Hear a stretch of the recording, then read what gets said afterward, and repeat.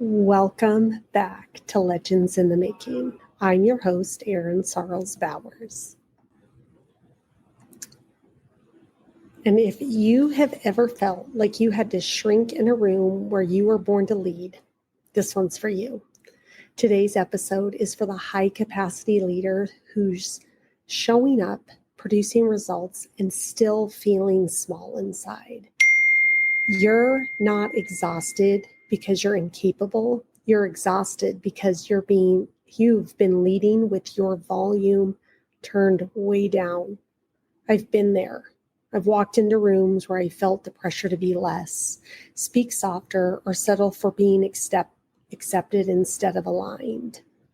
And I want to talk about what that costs us. What happens when we stop? So, what is the cost of playing small? And I can think of numerous occasions where, whether it was in various meetings that I've had while working in corporate America, whether it's store visits that I was on with upper leadership. I have so many stories to tell where I just bit my tongue and kept quiet because that seemed to be the better solution than actually speaking up.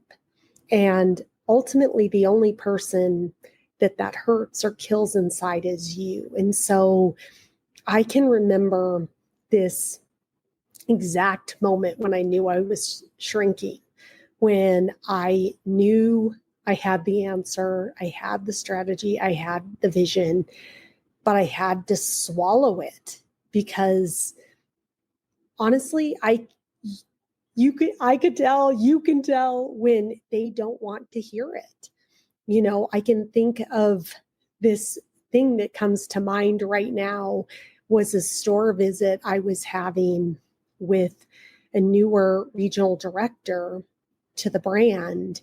And ultimately, they were really trying to establish themselves as a leader. And what's really sad is in most cases, when I had the most negative experiences in corporate America with really having to play small, was when I was dealing with very insecure leadership and that they didn't feel good about themselves. And so hearing perspectives or feedback or thoughts from anybody else felt like a personal attack to them.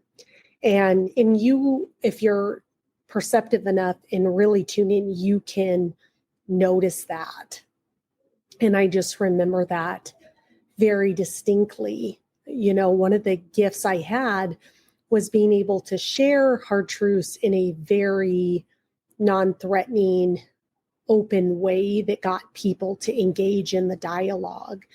But on this particular visit, it was really a situation where the individual wanted to establish authority over me, really wanted to prove that they were capable of the role that they had just been put in. And I was an accomplished leader at this brand. I had won the most prestigious award that you could win in leadership at this organization. And I was well respected across the board. And I think oftentimes when you have situations like that, people that are insecure then come for you and want to really take you down a peg or take you down a few notches. And so it was a very deflating, demoralizing day because, when you do a tremendous job, you're open to learning and feedback and growth. But the point of what they're doing is really just to belittle you or make you small because they themselves feel small. Ultimately it started to just really fuel a fire within me where, sad to say, I really no longer wanted to be working for that brand. And ultimately that probably was the beginning of going, where should I be? What should I be doing? And what does that really look like? And, eventually the right opportunity came all right with the next organization that I had the opportunity to go work with. But I had to learn that I will never shrink. I will never allow myself to play small. I will never allow myself to be anybody other than who God intended me to be, and to have a voice and to share that. And so silence might make you, pardon me, more likable, but it will never make you more aligned. So when I talk about alignment, I'm talking about your truth, the truth of who you are, and being able to express that in a loving, kind way. And however that's received and however that person reacts to that, that is on them. That is not a reflection of you. But changing yourself based on other people's reactions, that is most definitely on you. And that's the thing that when we all harness our power, because we have really seen this become more and more prevalent, the concept of cancel culture, like just where silence quitting, where it's like people just conform to get along, all well they're unaligned within themselves and most likely miserable. And ultimately that has a negative ripple effect back into your organization. And I've been there personally. I know what it feels like.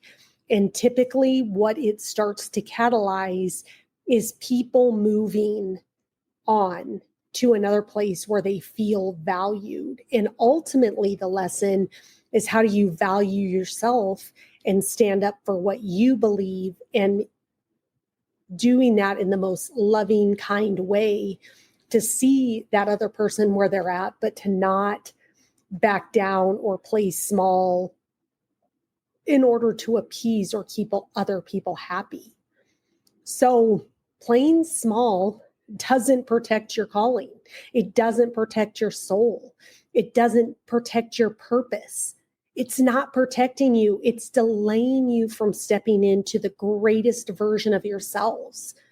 And I see this both in leadership, in consulting work that I do through various organizations with leaders, to the teenagers that I coach that want to go on to play sports at the next level.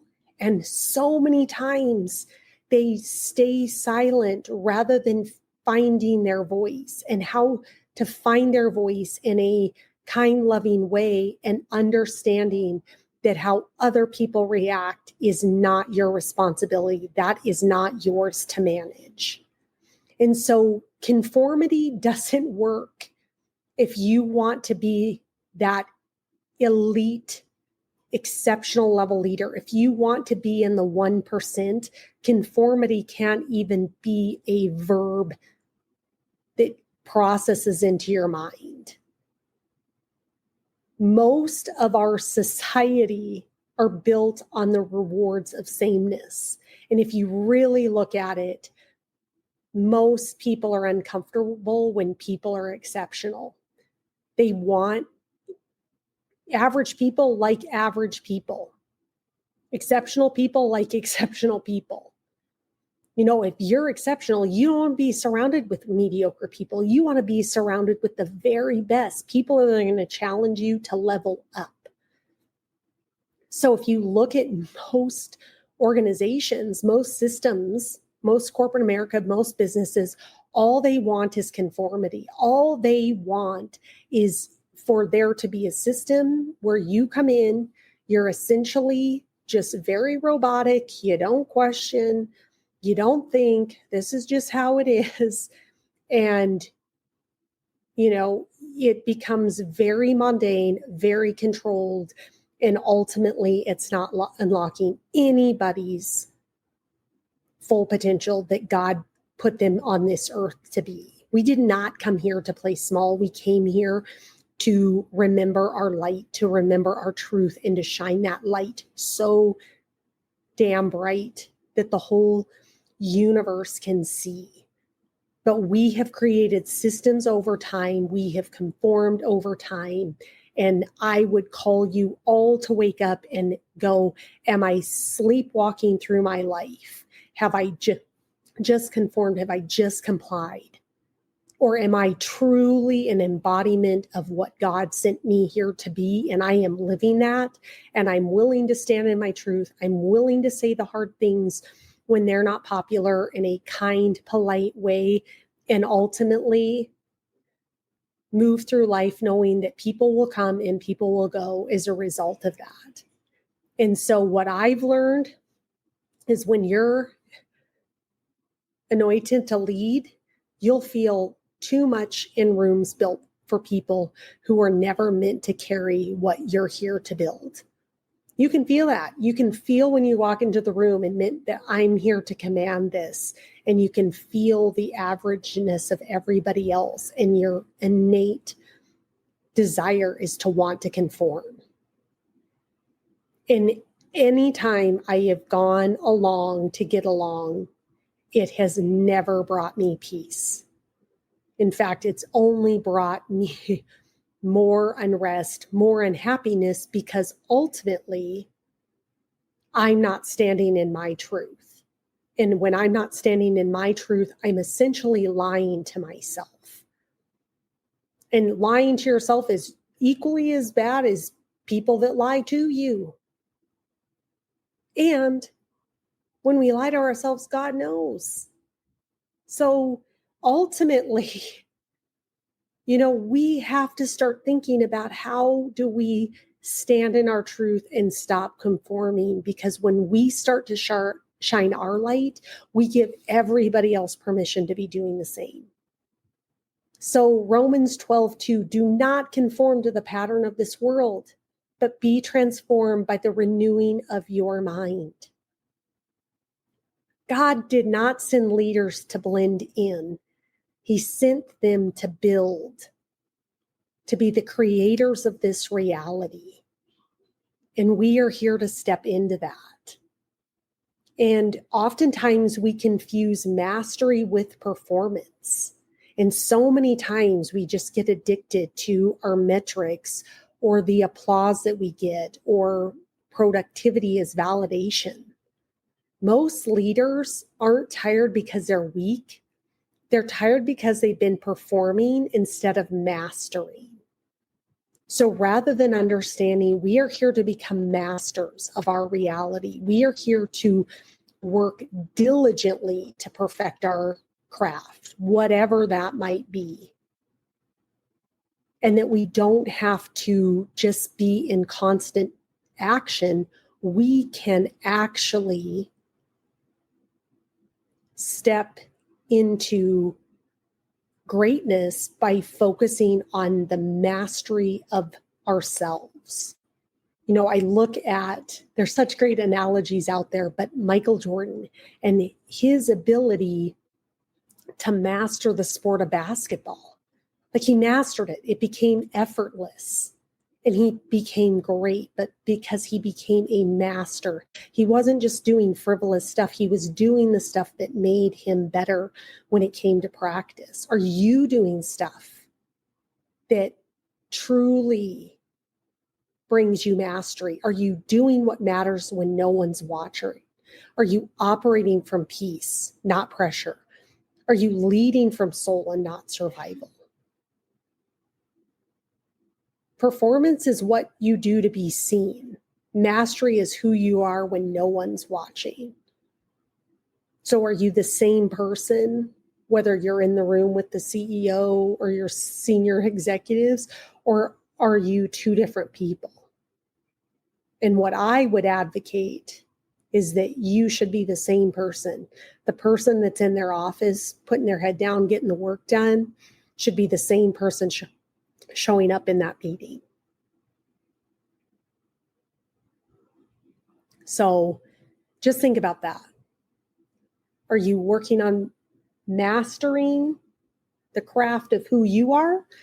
Or are you just performing and having outward matrix for you to compare yourself against other people. So focus on mastery, not performance. So just a couple things to think about as we start to wrap this up is I want you to ask yourself, where am I dimming my light or my leadership to be accepted? Where have I been shrinking to stay safe? And what change if I gave myself permission to lead with fire, not fear? What would I change if I gave myself permission to lead with fire, not fear? Where have I been shrinking to stay safe? Where am I dimming my leadership to be accepted?